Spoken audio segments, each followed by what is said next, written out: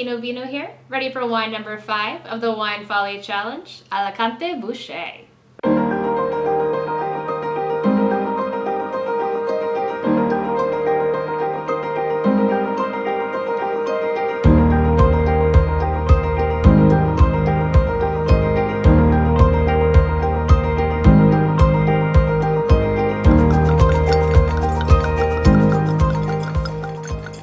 The Wine Folly Challenge is where I try all 86 grapes and 14 wines featured in the Wine Folly Magnum Edition. I then pair them with a food to see how that changes the wine. Now this is a really cool varietal for a couple of different reasons. First, it was the product of intentional breeding. So the majority of grapes that we know today were the result of spontaneous crossbreeding that happened in the field. So grapes sitting next to each other, got a little frisky, had a little baby, and it's delicious, so we kept producing it.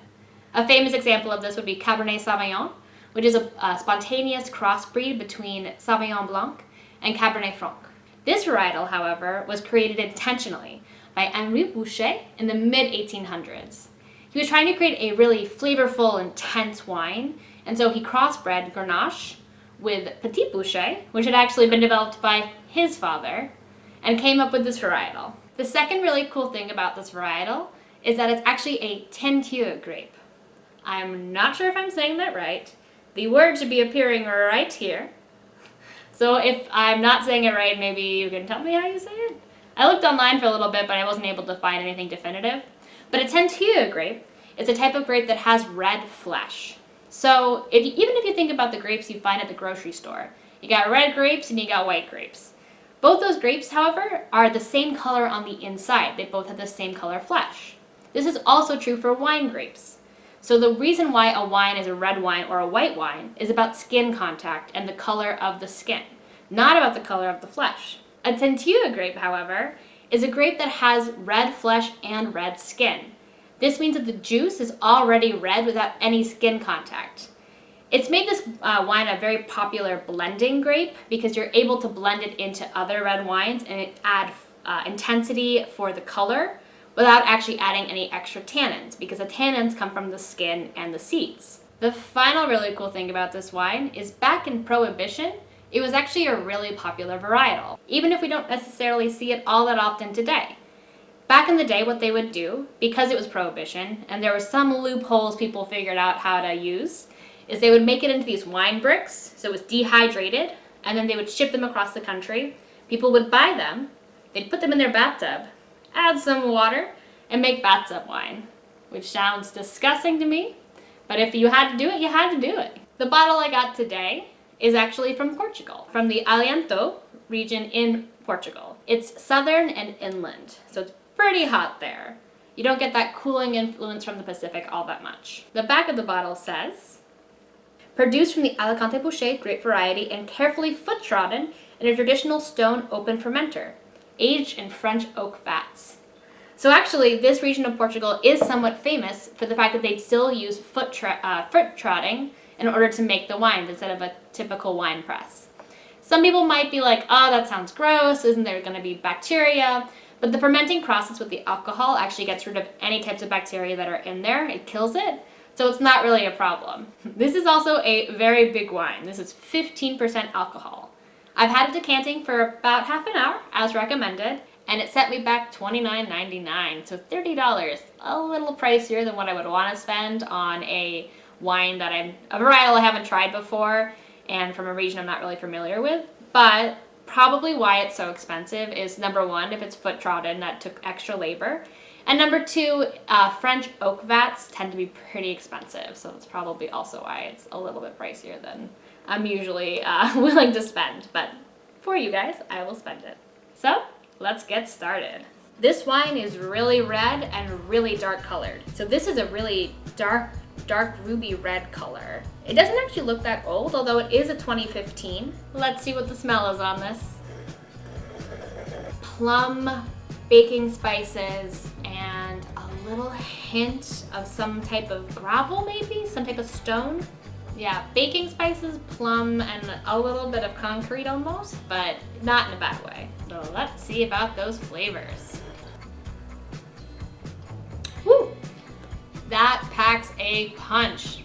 That at 15% alcohol. It's balanced, it's not overly alcoholic, but man, can you taste that. Ooh, that is lovely though. That's got a lot of fruit in it. Mmm.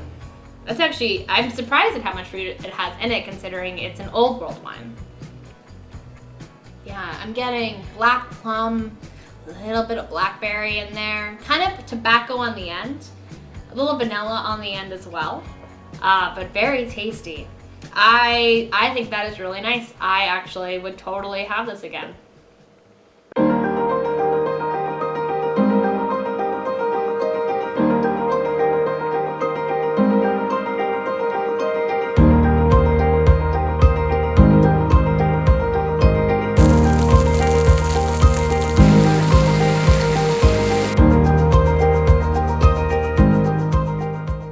So, for our food pairing, we have teriyaki beef, some broccoli, and some rice. I've said before that what grows together goes together. And while this adage is definitely true, it doesn't have to be limiting. So while I was looking up online about what pairs well with Alicante Bouschet, I found a lot of suggestions for teriyaki. So this time I decided to have some teriyaki beef with some broccoli and some rice. So let's see how this pairs.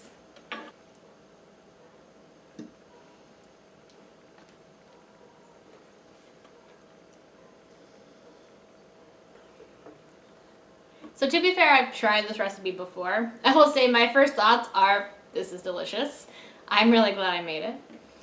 Second thoughts would be, I think it pairs really nicely. I don't think it pairs exceptionally well. I don't think there's anything that kind of blows my mind about this pairing. I'll say that there has been more cherry notes I've noticed in the wine after having it with the food. I'm not really sure why that is. And it pairs great, don't get me wrong. This is really tasty with this wine. Totally would have this again. Really nice pairing, but there's nothing that really, as I said, blows me away with this pairing. I think the agoritico and the lamb went a little bit better, and the aglianico and the pizza went really well together. Also, fun fact, just in case you didn't know, as I'm cooking the food between when I first try it and when I actually eat the food, I drink more wine, so if I seem more drunk by the end of this than when I started, that is true. So, as my final thoughts on the matter, I think this wine is delicious. I think it is a great food wine. I think it's great for people who might like really powerful red wines, but not necessarily the tannins that might go with them. I definitely recommend it, and I'm very glad that I tried it. This is Mendocino Vino. I'll see you next week. Chin chin.